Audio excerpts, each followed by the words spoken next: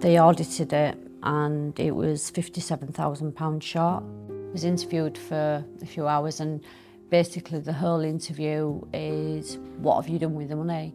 Where's the money gone? Nothing to say, is there anything wrong with the system or anything. It was just literally, I was at fault. I didn't want my kids to come to prison, to see me in prison. I didn't want them to have that memory. That was the one thing that I could control. The post office scandal has been reported to be the largest miscarriage of justice in modern English history.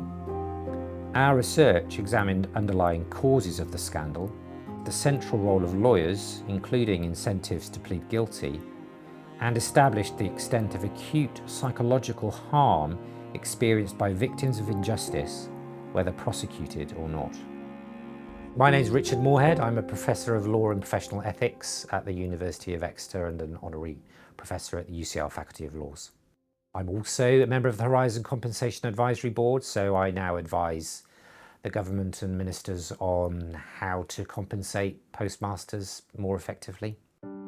We were the first people to really focus on the scandal as a legal scandal as opposed to a computer scandal or a corporate governance scandal. So we said, look, there's all these things you really need to look at around the lawyers.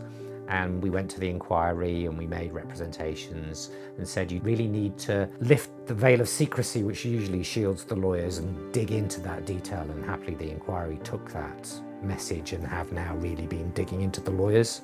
And what we've seen in the post office scandal is that those wider professional obligations and duties really took a back seat. It was the myopic focus on the interests of the client for both the in-house lawyers and the external lawyers on the post office as their client, which then seemed to crowd out any consideration of the fact that I've got wider professional duties here. The second thing is we've done quite a bit of work working with some of the victims of the post office scandal. So the particular thing we did was look at how that impacted on their mental health. And so we thought that actually capturing the lived experience of sub-postmasters was really important. We interviewed a set of former sub-postmasters, and that was really about exploring access to justice and what that was like for them, but also about looking at how the legal process extenuate or exploit vulnerability that people already have. I think we showed really clearly that these people pleaded guilty when they were innocent, and not only that, but that anyone in their position would really have done the same thing. So that's really compelling evidence that people are feeling great pressure to plead guilty and that wrongful convictions are occurring as a result. And that being recognised was so important in having the convictions overturned. It is the most awful, catastrophic event in which lawyers have been involved in my lifetime.